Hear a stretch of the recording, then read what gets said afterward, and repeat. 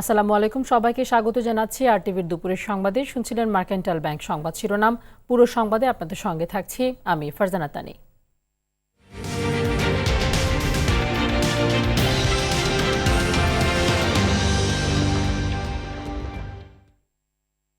শুরুতেই জানাবো মার্কিন নির্বাচনের খবর। সব হিসেব নিকেশ চুকিয়ে মার্কিন যুক্তরাষ্ট্রের ৪৬তম প্রেসিডেন্ট নির্বাচিত হলেন ডেমোক্র্যাট দলীয় প্রার্থী জো বাইডেন। ডিলাওয়্যার অঙ্গরাজ্যের উইলমিংটনে বিজয়ী ভাষণে নবনির্বাচিত প্রেসিডেন্ট বিভাজিত যুক্তরাষ্ট্রকে এক করার ঘোষণা দিলেন। এ সময় জনগণকে ধন্যবাদ দিয়ে তিনি বলেন, যুক্তরাষ্ট্রের মানুষ সঠিক জবাব দিয়েছে। আরও দেখুন ইমরুল হাসানের রিপোর্টে।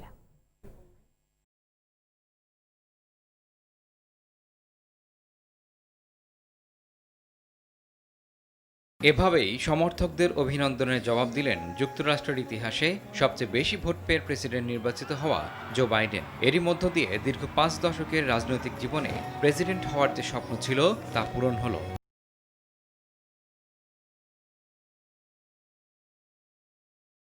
আমেরিকার মানুষ জবাব দিয়েছে, তারা আমাদের পরিষ্কার বিজয় এনে দিয়েছে। যুক্তরাষ্ট্রের প্রেসিডেন্ট নির্বাচনের ইতিহাসে সবচেয়ে বেশি ভোট পেয়ে আমরা জয়ী হয়েছি।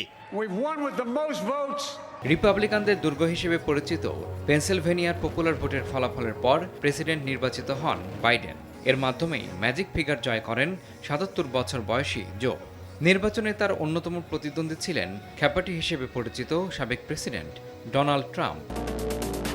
প্রেসিডেন্ট নির্বাচিত হওয়ায় উল্লাসে মাতেন ডেমোক্রেট সমর্থকরা।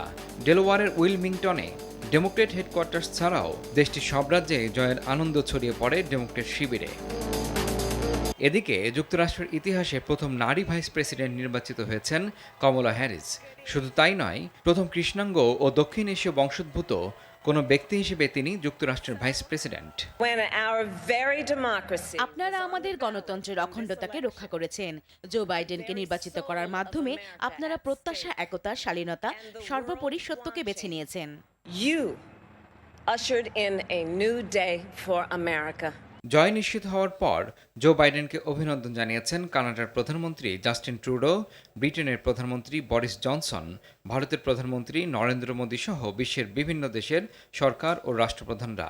জয় নিশ্চিত হওয়ার পর বাইডেন ও কমলা হ্যারিসের সঙ্গে পৃথকভাবে কথা বলে অভিনন্দন জানান সাবেক প্রেসিডেন্ট বারাক ওবামা। এছাড়া সাবেক প্রেসিডেন্ট জিমি কার্টার এবং বিল ক্লিন্টনও অভিনন্দন জানিয়েছেন বাইডেনকে। ইমরুল হাসান, আরটিভি। দর্শক, নবনির্বাচিত মার্কিন প্রেসিডেন্টের পররাষ্ট্রনীতি বিষয়ে কথা বলতে যুক্ত হচ্ছে আন্তর্জাতিক সম্পর্ক বিশ্লেষক অধ্যাপক ডক্টর আমেনা মহসিনের সঙ্গে। প্রফেসর আমেনা মহসিন, আশা করছি শুনতে পাচ্ছেন আমাকে। আপনাকে স্বাগত জানাতে চাই আরটিভির দুপুরের সংবাদে। জানতে চাইব যে আমরা যেমনটি দেখেছি যে বিপুল ভোটে জয় পেয়েছেন ডেমোক্রেট প্রার্থী জো বাইডেন। এখন আসলে এশিয়ার সঙ্গে যুক্তরাষ্ট্রের সম্ভাব্য পররাষ্ট্রনীতি কি হতে পারে, বিশেষ করে ট্রাম্প প্রশাসনের ইন্দো প্যাসিফিক স্ট্র্যাটেজি এবং বিআরআই ইস্যুতে কি ধরনের পরিবর্তন আসন্ন? ধন্যবাদ আপনাকে। দেখুন, বিআরআই আর ইন্ডো প্যাসিফিক স্ট্র্যাটেজি আমরা যদি ধরি, আমি মনে করি না যে ইন্ডো প্যাসিফিক স্ট্র্যাটেজি থেকে মার্কিন যুক্তরাষ্ট্র সরে যাবে, কারণ চায়নার সাথে যে মার্কিন যুক্তরাষ্ট্রের যে প্রতিযোগিতা সেটা থাকবেই। এবং সেটা ধরেন, সেটা থাকার বিভিন্ন কারণও আছে। কারণ মার্কিন যুক্তরাষ্ট্র নিজেকে মানে মার্কিন যুক্তরাষ্ট্রকে আমরা একটা যেটা বলি সুপার পাওয়ার হিসাবেই আমরা দেখে এসেছি, এবং চায়নাকে আমরা যেটা বলছি যে এমার্জিং নিউ মেজর পাওয়ার আর সুপার পাওয়ার যেভাবে আমরা আখ্যায়িত করি সেভাবে আমরা দেখছি। এবং দুই দেশ, এই যে একটা এশিয়ান পাওয়ারের এমার্জেন্স আর একটা ওয়েস্টার্ন পাওয়ার, সেখানে মানে মার্কিন যুক্তরাষ্ট্রের সেই ইন্ডো প্যাসিফিক মানে পুরো এই জায়গাটাকে নিয়ে এটা জিও স্ট্র্যাটেজিক্যালি এবং জিওইকোনমিক্যালি আমি যেটা বলবো ভূ অর্থনৈতিক ভাবেও খুব ইম্পর্টেন্ট হয়ে যাচ্ছে। এবং এখানে ব্লু ওশেন ইকোনমি যদি আমরা বলি, যেটা নতুন মানে সেখানে রিসোর্সেস প্রচন্ড ভাবে আছে এবং যাতায়াত জায়গাগুলো আছে, তারপরে সিকিউরিটি কনসিডারেশনস এই অঞ্চলটা খুবই গুরুত্বপূর্ণ। তো যেই জায়গাটা আমার মনে হয় যে তাপমাত্রা কিছুটা কমবে, সেটা হলো যে আপনি কি ভাষায় বা কিভাবে এই নীতিটা পরিচালিত করছেন।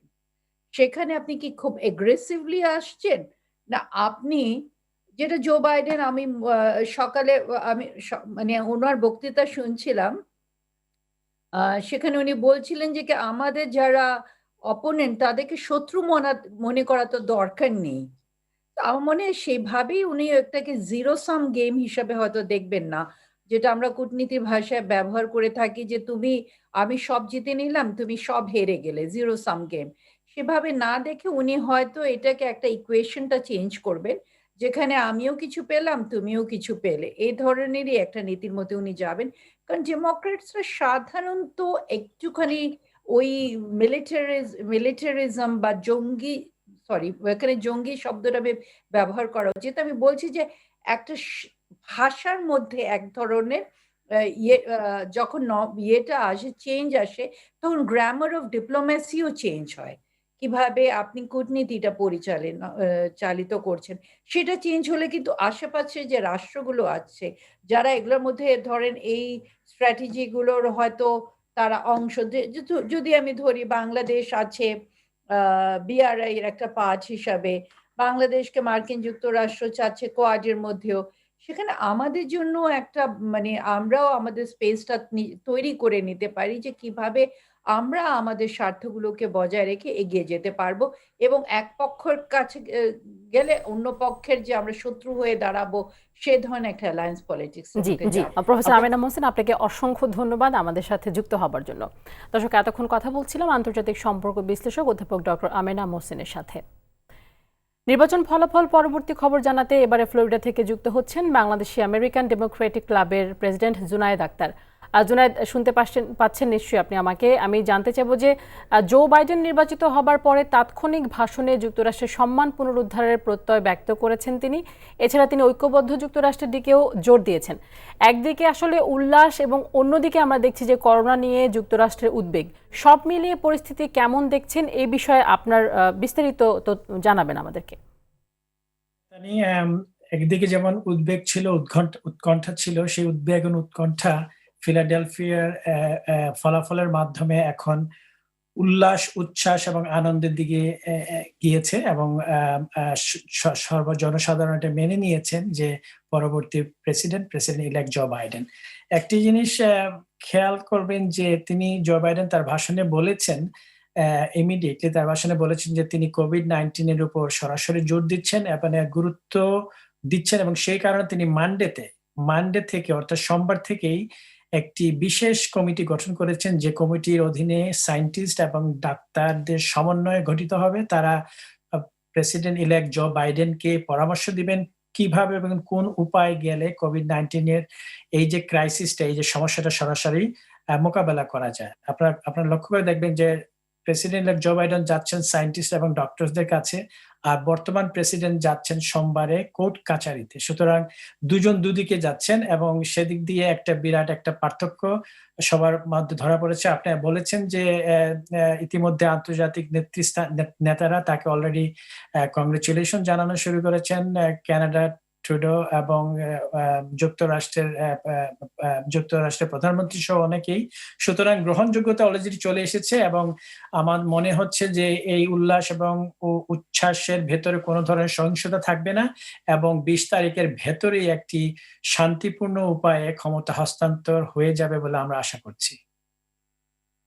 জুনায়েদ, ধন্যবাদ আমাদের সাথে যুক্ত হবার জন্য। দর্শক, ফ্লোরিডা থেকে বলছিলেন বাংলাদেশি আমেরিকান ডেমোক্রেটিক ক্লাবের প্রেসিডেন্ট জুনায়েদ আক্তার। জানাচ্ছি পরের সংবাদ। ডেমোক্রেট শিবিরে জয়ের উল্লাস থাকলেও রিপাবলিকানরা এখনও এই ফলাফল মানতে নারাজ। নির্বাচনী ফলাফলকে চ্যালেঞ্জ করতে সোমবার আদালতের দ্বারস্থ হচ্ছেন ট্রাম্পের আইনজীবীরা। এর আগে ট্রাম্প এক বিবৃতিতে বলেন, নির্বাচন এখনই শেষ নয়।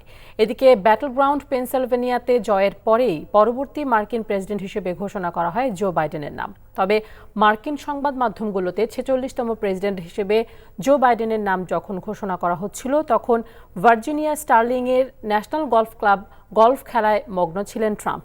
এমন খবর প্রকাশ করে মার্কিন সংবাদ মাধ্যম ওয়াশিংটন পোস্ট। ডেমোক্রেটদের জয়ের খবরে এরই মধ্যে ট্রাম্প ঘনিষ্ঠ অনেকেই হোয়াইট হাউস ছেড়ে গেছেন। জো বাইডেন নবনির্বাচিত মার্কিন প্রেসিডেন্ট। পূরণ হলো দীর্ঘ 5 দশকের রাজনৈতিক জীবনে হোয়াইট হাউস অধিকারের স্বপ্ন। একজন ঝানু রাজনীতিবিদের যুক্তরাষ্ট্রের সবচেয়ে বয়স্ক প্রেসিডেন্ট হয়ে ওঠার গল্প শোনাচ্ছেন ইমরুল হাসান।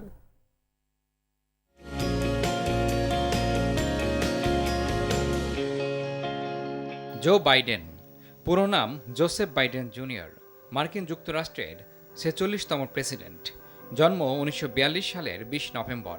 বাবা জোসেফ বাইডেন সিনিয়র আর মা ক্যাথরিন ফিনেগান। জো বাইডেনের জন্য শুরুটা বেশ কঠিনই ছিল। 9 মাস আগেও প্রেসিডেন্ট প্রার্থী হবার সম্ভাবনা মলিন হয়ে গিয়েছিল আইওয়া ককাসের ভোটের ফলাফলে। তবে চেষ্টাই যে মানুষের স্বপ্নকে শিখরে নিয়ে যায়, তাই প্রমাণ করলেন জো বাইডেন। প্রাক্তন সহকর্মী সিনেটর বব কেরের মতেই অনেক প্রতিকূলতা কাটিয়ে টিকে থাকা একজন ব্যক্তি হলেন জো বাইডেন। 1972 সালে সড়ক দুর্ঘটনায় যিনি স্ত্রী ও এক সন্তানকে হারান। আমি কথা বলতে পারতাম না, বুকের ভেতরে একটা বিশাল শূন্যতা অনুভব করতাম। মনে হতো একটা কালো গহ্বর আমাকে ভেতরে টেনে নিচ্ছে। জো বাইডেনের বাবা ব্যবসায়ী হলেও কৈশোর কেটেছে অভাব অনটনে। পেনসিলভেনিয়ায় খুবই সাদামাটা এক যৌথ পরিবারে বড় হন তিনি। ছোট থেকেই তোতলামির অভ্যাস থাকায় উচ্চ শ্রেণী পর্যন্ত ভুগতে হয় জো বাইডেনকে। উচ্চশিক্ষা নেন ডেলওয়ার বিশ্ববিদ্যালয়ে, সেখান থেকে সিরাকিউজ বিশ্ববিদ্যালয়ে আইন পড়েন। 1972 সালে ডেমোক্রেট শিবির থেকে সিনেটে জয়ী হন তিনি। কেন্দ্রীয় রাজনীতিতে সেই তার পথ চলা শুরু। সম্ভাবনা থাকলেও 1987 সালে ডেমোক্রেট দলের হয়ে প্রেসিডেন্ট পদে মনোনয়নের দৌড় থেকে সরে দাঁড়ান বাইডেন। আইওয়ায় এক বিতর্কে অন্যের ভাষণ অনুকরণের অভিযোগে বিতর্কের মুখে পড়েন তিনি। এর জন্য দায়ী আমি নিজের উপর রাগ আর হতাশায় ভুগছি। আমেরিকার মানুষকে আমি কিভাবে বোঝাবো এটাই জো বাইডেনের আসল পরিচয় নয়, এটা শুধু আমার মস্ত একটা ভুল। এর 20 বছর পর নতুন প্রেসিডেন্ট পদপ্রার্থী হবার লড়াইয়ে নামেন বাইডেন। তবে সেই লড়াইয়েও সফল হননি তিনি। বারাক ওবামা ডেমোক্রেটিক পার্টির মনোনয়ন পেলে রানিং মেট হিসেবে বেছে নেন বাইডেনকে। রাজনৈতিক বিশ্লেষকেরা মনে করেন জো বাইডেনের সাফল্যের পেছনে রয়েছে বারাক ওবামার ডেপুটি হিসেবে দীর্ঘ 8 বছরের দায়িত্ব পালনের অভিজ্ঞতা। এবার একজন কৃষ্ণাঙ্গ ভারতীয় বংশোদ্ভূত নারী কামালা হ্যারিসকে তিনি বেছে নেন তার রানিং মেট হিসেবে। এই বিজয় আমার একার নয়, এই বিজয় মার্কিন যুক্তরাষ্ট্রের জনগণের, এই বিজয় গণতন্ত্রের, এই বিজয় মার্কিন যুক্তরাষ্ট্রের। প্রায় 50 বছরের রাজনৈতিক ক্যারিয়ারে প্রেসিডেন্ট পদের জন্য তৃতীয় প্রচেষ্টায় সফল হলেন এই প্রবীণ রাজনীতিবিদ। লড়াকু এই যোদ্ধার প্রতি রইল অভিবাদন। ইমরুল হাসান, RTV। এদিকে 46তম মার্কিন প্রেসিডেন্ট নির্বাচিত হওয়ায় জো বাইডেনকে অভিনন্দন জানিয়েছেন প্রধানমন্ত্রী শেখ হাসিনা। সঙ্গে ভাইস প্রেসিডেন্ট কামালা হ্যারিসকেও অভিনন্দন জানিয়েছেন তিনি। সকালের প্রধানমন্ত্রীর প্রেস উইং থেকে এই অভিনন্দন বার্তার কথা জানানো হয়েছে। গতকাল শনিবার মার্কিন প্রেসিডেন্ট হিসেবে নির্বাচিত হয়েছেন ডেমোক্রেট প্রার্থী জো বাইডেন, আর ভাইস প্রেসিডেন্ট হয়েছেন ভারতীয় বংশোদ্ভূত কামালা হ্যারিস। এর মধ্য দিয়ে দেশটির ইতিহাসে প্রথম কোনো নারী ও প্রথম কোনো কৃষ্ণাঙ্গ এই আসনে বসলেন।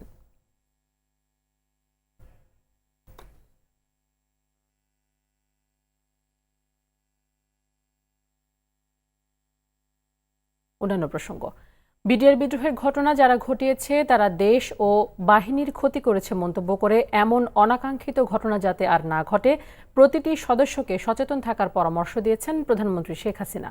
সকালে গণভবন থেকে ভিডিও কনফারেন্সের মাধ্যমে পিলখানায় বিজিবিকে দেয়া নতুন 2টি হেলিকপ্টারের উদ্বোধনী অনুষ্ঠানে এই পরামর্শ দেন তিনি। এ সময় বিজিবিকে ত্রিমাত্রিক বাহিনী হিসেবে গড়ে তোলার ঘোষণা দেন সরকার প্রধান। আরও দেখুন মারুফ রেজা রিপোর্টে। সীমান্ত রক্ষায় নিয়োজিত ঐতিহ্যবাহী বাহিনী বর্ডার গার্ড বাংলাদেশ বিজিবি। দীর্ঘ 223 বছরের গৌরবময় ইতিহাসে সমৃদ্ধ এ বাহিনীর সদস্যরা পেশাদারিত্ব ও কর্মদক্ষতার মাধ্যমে নিজেদের প্রতিষ্ঠিত করেছে একটি গতিশীল বাহিনী হিসেবে। বাহিনীর আধুনিকায়নে সরকারের ধারাবাহিক কার্যক্রমের অংশ হিসেবে এবার এয়ার উইংয়ে যুক্ত হলো 2টি MI-71 হেলিকপ্টার। দেশের সীমান্ত পথে সব ধরনের মাদকের অনুপ্রবেশ বন্ধে রাশিয়া থেকে কেনা হেলিকপ্টার 2টি ব্যবহার করবে বিজিবি। ভার্চুয়াল মাধ্যমে বীরশ্রেষ্ঠ নূর মোহাম্মদ ও বীরশ্রেষ্ঠ আব্দুর রৌফের নামে হেলিকপ্টার 2টির উদ্বোধন করেন প্রধানমন্ত্রী শেখ হাসিনা। পরে দিক নির্দেশনামূলক বক্তব্যে বিটিআর বিদ্রোহের ঘটনাকে অনাকাঙ্ক্ষিত উল্লেখ করে আগামীতে এ বিষয়ে সতর্ক থাকার পরামর্শ দেন প্রধানমন্ত্রী। আওয়ামী লীগ সরকার এই বাহিনীর সার্বিক উন্নয়নে এ পর্যন্ত যত কাজ করেছি, তাছাড়া প্রত্যেকটা সৈনিকেরও নানা রকম সমস্যা ছিল, সেগুলো আমরা দূর করেছি। ছুটি বাড়িয়েছি, বেতন ভাতা বাড়িয়েছি, পোশাক, নতুন পোশাক দিয়েছি, সব কিছুই কিন্তু আওয়ামী লীগ সরকার আসার পরে আমরা করে দিয়েছি। কাজে আমরা চাই আমাদের প্রত্যেকটা বাহিনী বিশ্বের সাথে তাল মিলিয়ে চলার মতো উপযুক্ত হোক, সেই দিকে আমরা লক্ষ্য করি। দেশের সার্বভৌমত্ব রক্ষায় বাহিনীর প্রতিটি সদস্যকে সততার সাথে দায়িত্ব পালনের আহ্বান জানান প্রধানমন্ত্রী শেখ হাসিনা। মারুফ রেজা, RTV, ঢাকা। বর্তমানে সাধারণ মানুষকে সবচেয়ে বেশি ভোগাচ্ছে নিত্যপণ্যের দাম। সরকারি বাণিজ্যিক সংস্থা টিসিবির হিসেবে 1 বছরের ব্যবধানে শুধু আলুর দাম বেড়েছে 91%, মোটা চাল 39 আর সয়াবিন তেলের দাম বেড়েছে 18%। এমন অস্বাভাবিক দাম বাড়ার জন্য প্রশাসনের ব্যর্থতাকে দায়ী করছেন বিশ্লেষকরা। আরও জানাচ্ছেন সেলিম মালিক। নিম্নবিত্তের ভাতের বিকল্প আলু, যার দর সবসময় ছিল চালের চেয়ে কম, অথচ মাসখানেক ধরে সেই আলু বিক্রি হচ্ছে 45 থেকে 50 টাকা কেজি দরে। বাজার সহনীয় রাখতে 2 দফায় দাম বেঁধে দিয়েও ব্যর্থ হয় বাণিজ্য মন্ত্রণালয়। খুচরা ও পাইকারি বাজারে অভিযান চালিয়েও ফল পাওয়া যায়নি। এ অবস্থায় হিমাগারে আলু মজুদের তথ্য সংগ্রহ করছে কর্তৃপক্ষ, তবে অভিযান শুরু হয়নি এখনো। 30 বছরে এরকম এই বছরের মতন দাম কোনো সময় হয় নাই, সব সময়ই 25 টাকার নিচে ছিল। আলুর তুলনায় কিছুটা কমলেও এখনো স্বাভাবিকের চেয়ে অনেক বেশি পেঁয়াজের দাম। গেল বছর এই সময় পেঁয়াজ কেজি প্রতি 120 টাকায় বিক্রি হয়, আর এখন বিক্রি হচ্ছে 80 টাকায়। স্বাভাবিক ইচ্ছে বাড়তি বাজারটা চলতেছে, যখন 75-80 টাকা বিক্রি হতে আছে পেঁয়াজটা। আবহাওয়া শীতল হলেও সবজির বাজার এখনো গরম, সরবরাহ বাড়লেও সেভাবে দাম কমেনি। এই উস্তা এই দিনে ছিল 30 টাকা, এই উস্তা 50 থেকে 60 টাকা কেজি। এই ঝিঙ্গা এই দিনে 20 টাকা 22 টাকা ছিল, এই বছর এই ঝিঙ্গা 35-40 টাকা পাইকারি। চড়া চালের বাজার, গেল বছরের চেয়ে কেজিতে 5 থেকে 9 টাকা পর্যন্ত বেড়েছে সব ধরনের চালের দাম।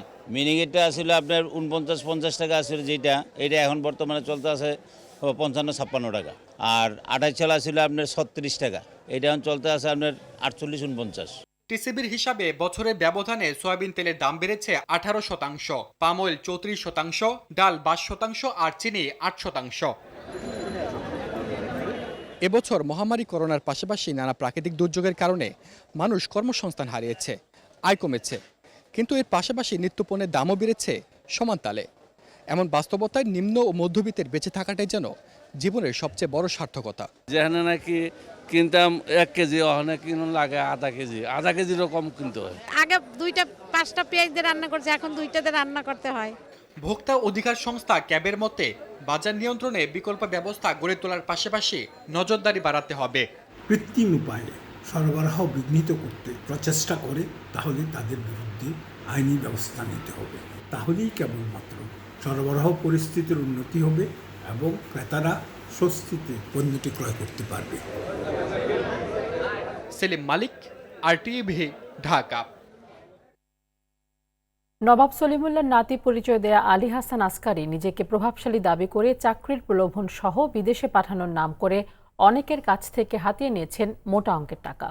প্রতারণার জাল বেছাতে আসকারী দ্বিতীয় বিয়ে করেন চুয়াডাঙ্গায়। সম্প্রতি গ্রেফতারের পর বেরিয়ে আসতে শুরু করে তার নানা অপকর্মের ঘটনা। প্রতারক আসকারী ও তার সহযোগীদের শাস্তির দাবি ভুক্তভোগীদের। চুয়াডাঙ্গা প্রতিনিধি জহির রায়হান সোহাগের তথ্য ও চিত্রে দীপ্তচন্দ্র পালের রিপোর্ট। আলী হাসান আসকারী যখনই চুয়াডাঙ্গা তার শ্বশুরবাড়িতে আসতেন তখনই ফুটিয়ে তুলতেন উৎসবের আমেজ। তার সঙ্গে থাকত বেশ কয়েকটি দামি গাড়ি ও 10 থেকে 12 জন গানম্যান। স্বাস্থ্য বিভাগ, সচিবালয় সহ বিভিন্ন সরকারি দফতরে চাকরি দেওয়ার নাম করে আত্মীয় স্বজন ও এলাকার অনেকের কাছ থেকে কোটি কোটি টাকা হাতিয়ে নেন এই প্রতারক। সম্প্রতি ঢাকায় গ্রেপ্তার হলে অনেকেরই মাথায় হাত ওঠে। আইজির পরিচয়, ডিআইজির পরিচয়, সচিবালয়ের পরিচয়, মন্ত্রণালয়ের পরিচয়, বিভিন্ন পরিচয়ে আস্তে আস্তে সে এমন একটা প্রভাব বিস্তার করতে থাকে। চুয়াডাঙ্গার মাসপটির এক ছেলের কাছ থেকে টাকা নিয়েছে, তাকে এয়ারপোর্টে চাকরি দেবে বলে, কিন্তু তাকেও আমাদের মতো করে ঘোরাচ্ছে। চুয়াডাঙ্গা দামুরহুদার বিষ্ণুপুর গ্রামের শহীদুল ইসলামের ছেলে রফিকুল ইসলাম তার বোনকে স্বাস্থ্য বিভাগে চাকরি দেওয়ার নাম করে 3 দফায় মোট 13 লাখ টাকা হাতিয়ে নিয়েছে আসকারী। চাকরি না হওয়ায় টাকা ফেরত চাইলে পুলিশ দিয়ে হয়রানি ও খুনের হুমকি দেন আসকারী ও তার স্ত্রী হেনা। সর্বমোট আমি 13 লক্ষ টাকা আমার কাছ থেকে নিয়েছি। সেই টাকা আমি চাইতে গেলে আমাকে বিভিন্ন হুমকি ধমকেও দেয়। চাকরির জন্য তাকে যখন বলি, উনি আমাদের মানে বিভিন্নভাবে ছলনা করে যে এখন নাই আবার আরেকটা চাকরির সুযোগ দেওয়া। গেল সোমবার রাতে চুয়াডাঙ্গা সদর থানায় আশকারী, তার স্ত্রী হেনা ও শ্যালক জনিকে আসামি করে একটি মামলা দায়ের করেন রফিকুল ইসলাম। পরে আশকারী শ্যালক জনিকে গ্রেপ্তার করে পুলিশ, তবে পলাতক আছে স্ত্রী হেনা। আমরা অভিযোগের তদন্ত করছি। ইতিমধ্যে আপনারা জেনেছেন যে একজন আটক হয়েছে, গতকালকে তার শ্যালককে আমরা আটক করেছি। আপাতত এই মামলার 3 জন আসামির ভিতরে আমরা 2 জনকে আটক করতে সক্ষম হয়েছি। হেনা ও জনির নামে মিথ্যা মামলা দেয়া হয়েছে বলে দাবি করেন আশকারীর শ্বশুর হাতেম আলী। রফিকুলটা আমার ছেলে এবং মেয়ের নামে মামলা দিয়েছে সম্পূর্ণ মিথ্যা, ওরা এই টাকার 1 টাকাও নেয়নি। প্রতারক আলী হাসান আশকারী ও তার সহযোগীদের দৃষ্টান্তমূলক শাস্তির দাবি জানিয়েছেন প্রতারণার শিকার ভুক্তভোগী পরিবারের সদস্যরা। দীপ্তচন্দ্র পাল, RTV। লালমনিরহাটের বুড়িমারীতে শহীদুন্নবী জুয়েলকে পিটিয়ে হত্যা ও লাশ আগুনে পোড়ানোর দায় স্বীকার করে আদালতে জবানবন্দি দিয়েছেন মসজিদের খাদেম সহ 3 জন। শনিবার রাতে 3 দিনের রিমান্ড শেষে তারা আমলি আদালতের বিচারক ফেরদৌসী বেগমের আদালতে এই জবানবন্দি দেন। এরা হলেন বুড়িমারী কেন্দ্রীয় জামে মসজিদের খাদেম জোবেদ আলী, মেহেদি হাসান রাজু ও আব্দুল গনি। অন্যদিকে ঘটনার প্রধান আসামি আবুল হোসেন ওরফে হোসেন ডেকোরেটরকে শনিবার ঢাকা থেকে গ্রেফতার করা হয়েছে। আগামীকাল আদালতে তার রিমান্ড চাওয়া হতে পারে। এ ঘটনায় করা আলাদা 3 মামলায় এ পর্যন্ত মোট 25 জন আসামিকে গ্রেফতার করা হয়েছে। গত 29 অক্টোবর লালমনিরহাটের বুড়িমারীতে ধর্ম অবমাননার গুজব ছড়িয়ে শহীদুন্নবী জুয়েলকে মসজিদ থেকে বের করে পিটিয়ে হত্যার পর লাশ পুড়িয়ে দেন আসামিরা। দর্শক, করোনা ভাইরাস নিয়ে আতঙ্কিত হবেন না, সতর্ক হন, নিজে পরিচ্ছন্ন থাকুন, মাস্ক পরুন, অন্যকে সচেতন করুন। এই সংকট মুহূর্তে প্রয়োজনীয় সব তথ্য নিয়ে আপনাদের পাশে আছে RTV। দুপুরের সংবাদ এই পর্যন্তই। RTVর সবশেষ সংবাদ জানতে যে কোনো মোবাইল ফোন থেকে 24141 নম্বরে ডায়াল করুন, আর মোবাইল ফোনে সংবাদ দেখতে অ্যাপ স্টোর, গুগল প্লে বা উইন্ডোজ স্টোর থেকে ডাউনলোড করুন RTV অ্যাপস। এছাড়া তাৎক্ষণিক ও বিনোদন সংবাদ জানতে বিশ্বের যে কোনো প্রান্ত থেকে ভিজিট করুন rtvonline.com, facebook.com/rtvonline ও youtube.com/rtvdigitals। এখন থেকে RTVর সব বিনোদনমূলক অনুষ্ঠান দেখতে পারবেন RTV প্লাসে। ধন্যবাদ সবাইকে।